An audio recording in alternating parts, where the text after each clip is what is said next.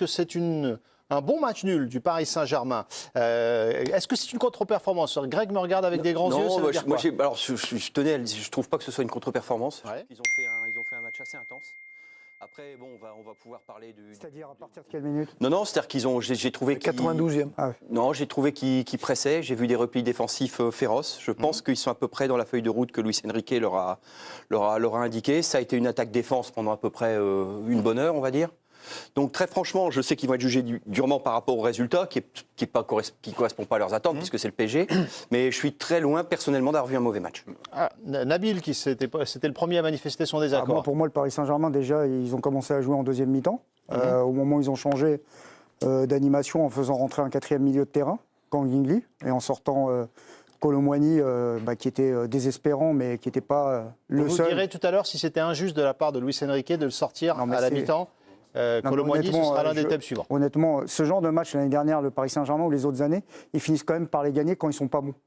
Là, ils ont pas gagné. Et je trouve que c'est une équipe qui n'a pas une marge collective aussi importante que ça sur des bonnes équipes de Ligue 1. Et une fois encore, et je terminerai là-dessus, je sais que c'est un terme qui peut choquer aujourd'hui dans notre société, mais j'ai trouvé la première mi-temps indigne de la part du Paris Saint-Germain. Indigne pour Nabil, c'est très fort. Régis.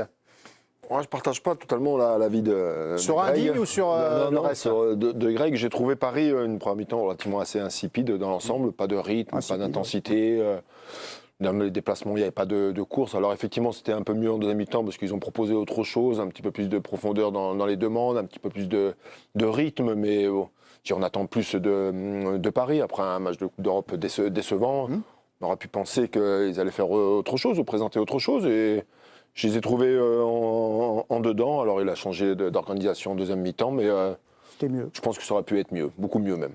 Ah oui. Ouais, moi, ce qui m'ennuie un petit peu, c'est qu'on nous avait promis un Paris Saint-Germain bien meilleur, avec une expression collective, mais peut-être aussi un esprit collectif un petit peu différent. On y a cru pendant le mois d'août, comme souvent pendant les mois d'août parisiens. Et puis très vite, on retombe dans ces premières périodes lénifiantes, ronronnantes. Ça a été le cas contre Reims, ça a été le cas contre Gérone, ça a été le cas contre Rennes, avec des résultats divers et variés, parce qu'il y a toujours eu une réaction. Mais c'est quand même étonnant, surprenant de voir que cette équipe de Paris n'est pas capable de commencer les matchs, d'être nécessairement en réaction. C'est vrai que la deuxième a été plutôt meilleure, mais moi je suis d'accord pour dire que la première n'a pas été à la hauteur du Paris Saint-Germain. Donc pour répondre à la question de savoir si c'est une contre-performance de Paris, forcément avec le rapport des effectifs qui affrontent le Paris Saint-Germain face au Paris Saint-Germain, c'est toujours une contre-performance quand Paris n'arrive pas à réussir. C'est peut-être un peu cruel de les... Oui, non mais c'est peut-être un peu cruel et on est peut-être un peu dur parce qu'on en attend beaucoup du Paris Saint-Germain.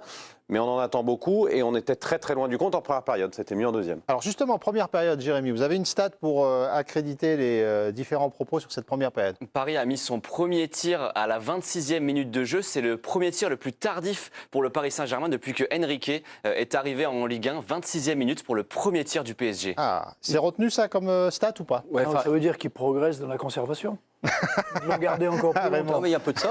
Mais c'est ça. Ouais. Ah mais Raymond, vous êtes méchant là, non? Mais non, je ne suis pas méchant. Non, alors, je veux dire, ce jeu, il est vous avez utilisé des mots insipides, Stérile, indigent. Voilà. Je veux dire, c'est vraiment... Ils peuvent jouer, mais pendant 8 jours en première mi-temps. Mais ce qui est le plus grave, je dis à la limite, s'ils ont la maîtrise, ils gardent le ballon, ils jugent l'adversaire, sans vouloir aller devant, parce qu'il n'y a personne qui va dans la profondeur, ils le gardent. Mais dès qu'ils perdent le ballon, ils sont en danger. Moi, c'est ça qui m'inquiète le plus, c'est ce qu'on a vu en Coupe d'Europe. Dès que l'adversaire met un peu de vitesse, met un peu de combat, ressort, ils les ont mis en difficulté. C'est ça le plus inquiétant pour le Paris Saint-Germain. C'est ça le plus inquiétant. Le reste, ils conservent le ballon, ils le gardent. S'ils arrivent à les mettre en difficulté, bien, mais même pas. Parce que Nice peut mener 3-4-0 en première période. Très franchement, il y a quand même un moment avant la mi-temps, ils prennent un bouillon, les centres sont... C'est pour ça que Kolo Muani sort, c'est parce qu'il ne coupe pas un centre alors que les centres pleuvent. Non, mais par rapport à ce qui est dit, il y a quelque chose. Moi, je les ai trouvés collectivement dedans, mais après, ça manque de talent. Hein. ça manque de talent à la surface, ça manque de joueurs capables de marquer. Mais ça, c'est une autre question, si vous voulez. C'est pas la question. Voilà, c'est ça que je voulais. C'est par rapport à ça que je voulais situer. Effectivement, il manque quelque chose. Mais il paraît que c'est bien. Il paraît que ça va être collectif. Il paraît qu'on peut se passer de grands joueurs. Donc c'est parfait. Et il paraît que je vous redonne la parole juste après Jérémy et cette alerte générale. Oui, Barcola qui a déclaré sur DAZN, le diffuseur, des propos assez énigmatiques qu'on peut interpréter de façon différente. On n'était pas dedans en première période, ça nous a fait beaucoup de mal ce soir, c'était mieux ensuite, c'est toujours difficile de jouer ici, il nous manque de l'envie. Alors attendez, c'est toujours dangereux quand un joueur dit il nous manque de l'envie. Voilà, ce qu'on retient, c'est la dernière phrase. Voilà. On peut mettre un coup de stabilo. La grenade, allez, vas-y. On va demander à Jérémy de demander à la personne qui lui a donné la déclaration de savoir comment il l'a dit, Barcola. Il nous manque de l'envie. C'était est-ce qu'il nous a manqué de l'engagement, etc. ou de l'envie. C'est embêtant de ne pas avoir d'envie, effectivement. C'est un peu dangereux. Est-ce que ce genre de déclaration. J'ai une question pour les autres chroniqueurs, pour les coachs. Est-ce que vous pensez qu'il y en a qui en ont gardé ou qu'il y en a qui étaient moins appliqués, des joueurs parisiens? Ouais, non, mais moi, je suis pas dans cette. Je pense pas ça. Je suis pas dans cette réflexion. Quand un joueur, Régis, dit il nous a manqué de l'envie. Ça, je vais être poli, c'est un peu embêtant quand même. Ouais. Il l'a dit en soupirant, pour donner le contexte, en soupirant. En soupirant. Mais est-ce que vous avez vu des mecs qui s'échappaient ou est-ce que vous avez vu des joueurs qui s'échappaient? Non, alors il y a des joueurs dans certains registres qui pourraient faire plus ou mieux, mais au moins le plus va avoir une analyse, on va dire, il a tenté de quelque chose. Mais là, par exemple, au milieu de terrain, en première mi-temps, Zaïre Emery, il a été en difficulté, le Portugais João Neves a été difficile aussi, je trouve qu'ils ont manqué de poids, ils se sont fait, Raymond en a parlé juste avant, dans les transitions, ils ont été en difficulté sur les retours défensifs, dans les courses longues surtout. Je veux dire, il y a un manque d'envie. Moi, j'y crois pas du tout à ces trucs-là. Ouais. Mais il y a des manques. Il y a des manques. Les joueurs qui ont le plus couru, je pense que c'est Mendes et Hakimi sur les côtés. Donc il y a eu des courses, mais après, en deuxième mi-temps, il y a eu un petit peu plus de courses verticales parce qu'ils ont demandé un petit peu plus. Mais on se rend compte que Paris a été dangereux sur des transitions aussi. Barcola, elle a fait des différences quand ils étaient en transition pour faire un contre un, et non le sens inverse, ça l'a conservé. Non, mais il y a une bonne nouvelle, en fait. C'est pas un problème nouveau pour le Paris Saint-Germain, parce que, et en même temps, c'est compréhensible parce que c'est humain. C'est une équipe qui a une telle marge qu'on peut décemment entendre qu'ils rentrent sur le terrain en se disant, de toute façon, à un moment, on va accélérer et ça va le faire. Et c'est le risque de se trouver dans leur situation. On l'a vu sous Galtier, on l'a vu sous Tourelle, on l'a vu sous bien d'autres entraîneurs. On pensait justement qu'avec tout le management dont nous parle Luis Enrique et puis tout le storytelling qui est fait autour du management de Luis Enrique, qu'on pourrait être à l'abri de ça. La preuve que non, mais encore une fois, l'impossible nul n'est tenu, je l'ai dit, c'est humain de le sentir comme ça. Après, vous sortez d'une semaine où vous avez pris une petite leçon en Coupe d'Europe, il me semble que t'es juste avant une trêve internationale, il me semble que tu peux rentrer sur le terrain avec un peu plus de niaque. C'est facile à dire, c'était pas moi sur le terrain, mais c'est la sensation que ça donne. Non, mais là, ça fait 1 an et demi qu'il est là. Donc, sur l'histoire de créer un collectif, on n'est pas sur une grande équipe qui est en train de remplacer des grands joueurs. Parce qu'avant, il y avait des grands joueurs, mais il y avait des limites collectives. On voit bien qu'ils n'ont pas une marge si importante que ça. C'est plutôt une bonne nouvelle pour la Ligue 1. Vous pouvez en penser ce que vous voulez. Mais moi, je me dis que si c'est disputé, c'est pas si mal que ça. Et sur la semaine, de toute façon, leur vrai niveau, on l'a vu, parce qu'il y a eu le révélateur face à Arsenal. Et là, on a vu à peu près où il pouvait être situé. Maintenant, quand il dit ça manque d'envie, comment il s'appelle, Barcola, moi, je le ressens, Je le ressens parce que j'ai pas l'impression, j'ai l'impression que l'entraîneur prend trop de place, qu'il se sent plus important que les joueurs. Et j'ai pas l'impression que les gens, ils ont le smile dans cette équipe. Ouais. À quoi vous vous fiez pour dire ça, Nabil? L'expression, je sens pas de connexion entre eux, je sens de la nervosité. Hakimi qui se fait jongler par Dante à droite alors que c'est Dante qui doit prendre le carton jaune. Marquinhos qui vient faire la police. Donc je sens de la nervosité. Dembélé, première mi-temps, il est là. Deuxième mi-temps, il disparaît. C'est comme s'il n'était pas là. Donc moi je ressens des choses comme ça où j'ai pas l'impression. J'ai pas l'impression que c'est Reims en ce moment. Je vous donne la parole, Greg, mais on va demander à David Ayello, notre envoyé spécial à Nice ce soir. David, vous arrivez pile au bon moment.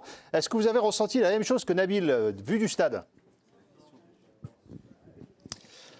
Bonsoir Metz, bonsoir à tous. Oui, je vois l'idée parce que c'est vrai qu'à un moment, on a fini par se dire que ce Paris Saint-Germain pouvait sans doute empocher les 3 points de la victoire voilà, en mettant peut-être ce bloc niçois un peu plus sous pression, comme ils l'ont fait d'ailleurs dans le dernier quart d'heure de la première période et au début de la seconde période. Et on se disait qu'il y avait peut-être moyen pour cela d'aller chercher cette victoire. Mais moi, j'ajouterais comme un point que vous n'avez pas encore évoqué jusqu'à présent, c'est le réalisme, c'est l'efficacité. Ce soir, encore une fois, le Paris Saint-Germain termine avec 9 tirs cadrés. Je dis encore une fois, puisqu'ils sont à 8 tirs cadrés depuis le début de la saison. Et c'est la moyenne la plus haute de tous les clubs du top 5 européen. Donc, il y a clairement un manque d'efficacité. Et face à un bloc bas, comme c'était très souvent le cas ce soir, on a vu que quand des joueurs comme Barcola n'étaient pas forcément en forme ou Dembélé un peu moins efficace devant le but qu'en début de saison, voilà, il y avait cette difficulté à se montrer dangereux parce qu'il y a 9 tirs cadrés, mais il y en a très très peu qui sont vraiment dangereux. Donc je pointerai également quand même, au-delà du manque d'envie dont a parlé Barcola, je pointerai encore une fois le manque d'efficacité surtout. Et on voit les stats s'afficher au niveau de la possession, c'est nettement en faveur de Paris à l'inverse. Des deux côtés, parce qu'on parle beaucoup du Paris Saint-Germain, mais tout à l'heure, Messaoud à juste titre, vous disiez 4-0, mais non, mais à Nice, au bout des 25 premières minutes, s'il y a 2-0, c'est pas un scandale non plus, parce qu'ils ont des situations très nettes, des centres qui sont presque coupés à un rien par Shaw sur des débordements de Guessant, d'ailleurs, qui a fait ce qu'il voulait sur le côté droit au passage. Enfin, les gars, il y a 31 centres à 10, donc arrive un moment, voilà, je veux dire, il y a 31 centres à 10, on va pas m'expliquer. Greg, centre pour qui en deuxième mi-temps? T'as raison, signer ces stats, et David a aussi raison de parler des tirs cadrés. Le problème, c'est que si tu finis à 9 tirs cadrés et que tu as en dessous de 1 en expected goal, ce qui est le cas parce qu'ils sont à 0,94. Les fameux expected goal, les vraies occasions. Le fameux, mais c'est les grosses occasions créées. Toujours est-il que c'est que en fait, oui, tu tires dans le cadre, mais ça veut pas dire que tu as ça de marqué à chaque fois. Hein. Loin de là. C'est justement ce qui manque un peu dans le Paris Saint-Germain. Et c'est peut-être ce que veut dire Marcola, c'est ce manque de tranchant. Plus que l'envie, quoi. Plus que l'envie de tranchant dans la finition. Alors, Greg, je vous donne la parole. Vous connaissez le principe, l'équipe Connect, nos téléspectateurs participent au débrief. Et il y a une question pour vous tous, d'ailleurs, Jérémy. Exactement, question très intéressante de Jérémy, téléspectateur de l'équipe du soir. Il a scanné le QR code que vous voyez sur votre écran pour poser cette question. Paris est-elle devenue une équipe ennuyeuse à regarder? Ben justement. Plus ordinaire, je dirais. À propos de ça, parce que c'est une réflexion de Timothée. Bon, de toute façon, normalement. On va répondre quand même à notre. Oui, mais justement. Normalement, ils sont l'un après l'autre. Normalement, ils sont au-dessus. Normalement, le PSG est au-dessus. Donc l'indicateur, c'est pas vraiment est-ce qu'il gagne le match, est-ce qu'il le gagne pas. Il faut trouver. Moi, j'ai toujours trouvé avec cette équipe, depuis que les Qataris sont là, d'autres indicateurs. Et la notion de plaisir, c'est quelque chose qui m'interpellait chez eux, qu'il y avait chez Ibra, quand il y avait Neymar, ça dégageait quelque chose, une sorte d'allant, et c'est vrai que ça a disparu. Et ça rejoint. Ça, on peut le dire. Ça rejoint ce que dit Nabil sur cette espèce de smile, de banane, il y a plus de ça. plaisir. Mais ça, voilà. Non mais t'as le plaisir, t'as le smile individuel, mais t'as aussi l'espèce de plaisir collectif de réussir quelque chose. Ensemble, et on y a un petit peu cru au mois d'août, parce qu'on a vu des matchs plus aboutis. Est-ce que c'est devenu une équipe ennuyeuse? Moi, je dirais pas que c'est une équipe ennuyeuse parce que c'est les réactions. Donc au moins on voit des matchs où il se passe quelque chose dans un sens puis dans l'autre. Simplement, en première période, ça fait 5 matchs, ceux que j'ai cités, plus Arsenal, mais Arsenal c'est un peu différent, où les premières périodes de Paris sont ennuyeuses, on peut le dire. Ah, mais c'est la bonne question de Jérémy. De Luis Enrique. Votre regard, Raymond, répondez franchement à Jérémy. Est-ce que c'est une équipe qui est devenue ennuyeuse à voir jouer? Ah non, moi, c'est le. Et depuis un moment, je dis et je le répète, c'est ce jeu de possession qui m'ennuie. Donc c'est Luis Enrique? Non, c'est le jeu de possession. Non, mais quand je dis Luis Enrique, c'est cette philosophie de Luis Enrique. Ceux qui ont vu Manchester-Arsenal il y a 15 jours, la deuxième mi-temps, c'était une catastrophe. Oui, mais ça a été reparamétré ce match-là, Raymond, parce qu'Arsenal s'est retrouvé à 10 contre 11. Oui, mais je veux dire, c'est Manchester. C'est City qui avait le ballon et qui le faisait tourner. Ils ont pendant 45 minutes et ils marquent sur un corner à la dernière minute. Revenons à ce Nice-PSG. Mais c'est ce jeu qui est ennuyeux. Donc les joueurs, ils sont dans ce système-là et ils doivent pas perdre le ballon. L'objectif, c'est on doit pas perdre le ballon. Je veux dire, quelque part, ils ont ancré ça. On les voit, le nombre de passes qu'ils mettent en retrait, derrière, ils les retrouvent au milieu, ils remettent le ballon derrière et ils retournent. Et tous les joueurs sont dans cet esprit-là. Je veux dire, comment on veut créer quelque chose de spectaculaire? Le déséquilibre, il faut qu'on le crée d'une manière exceptionnelle parce qu'on a réussi tout d'un coup à déborder avec des passes miraculeuses. Mais non, mais ça marche pas maintenant, les adversaires. Ils sont en place, ils défendent, ils sont costauds. Je dis, si on ne met pas un autre ingrédient que cette idée, il ne faut pas perdre le ballon, ben non, moi je leur dis de temps en temps, perdez le ballon, mais tentez quelque chose. Bravo à Jérémy qui nous regarde.